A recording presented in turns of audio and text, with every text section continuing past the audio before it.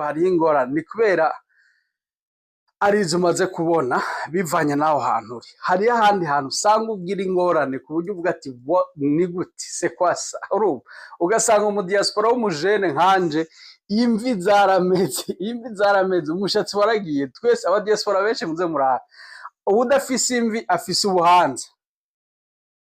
None bibaza ko biva kuki c'est juste que il y a du stress dufise ingorane zacu natwe dufise amafagitire hamba tukagira n'abantu dutegeze kuguma dufasha ibintu dutegeze kuguma participamwo muri sociale. Ugasanga ubuhanza bwaratobotse kubera kuriha imodoka, kuriha inzu, kuriha amataxe, kuriha amaassurance, kuriha ama internet, kuriha amatelefone.